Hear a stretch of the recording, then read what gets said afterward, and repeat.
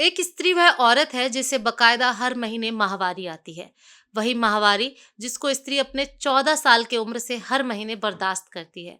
यह माहवारी उनका चॉइस नहीं होता, यह तो कुदरत का दिया हुआ एक वरदान होता है।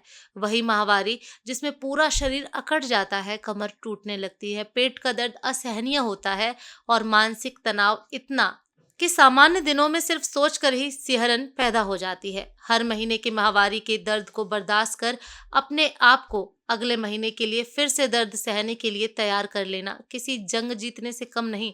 हर महीने न जाने कितने वर्षों तक ये जंग हर महीने जीतती है स्त्री। तब जाके किसी पुरुष के चेहरे की लालिमा बढ़ती है, तब जाके कोई परिवार चहकता है और तब किसी के वंश की वृद्धि होती है।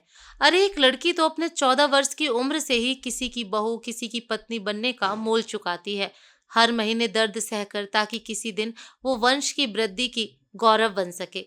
गर्भ धारण के बाद 3 से 4 महीने तो अपने आप से ही परेशान, मूड स्विंग, उल्टी, थकान, मानसिक तनाव और कमर दर्द तो हिस्सा बनने लगता है जिंदगी का।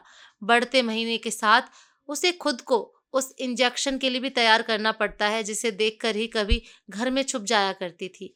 और जब बारी आती है बच्चे को जन्म देने की, तो वहां भी असहनीय दर्द से होकर गुजरती है। 9 महीने तक शारीरिक और मानसिक रूप से तैयार करती है खुद को परंपरा को आगे बढ़ाने के लिए। प्रसव पीड़ा 6 से 8 घंटे और कभी कभी तो 2 से 3 दिन तक। अगर फिर भी नॉर्मल डिलीवरी संभव ना हो तो गर्भ चीर के भी बच्चे को बाहर लाने की हिम्मत रखती है।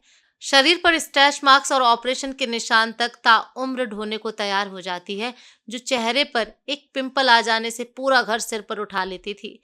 एक स्त्री की मनोदशा एक पुरुष कभी नहीं समझ सकता, और जो अपनी पत्नी की ये मनोदशा भर बस समझ ले तो वो भगवान का ही रूप होता है।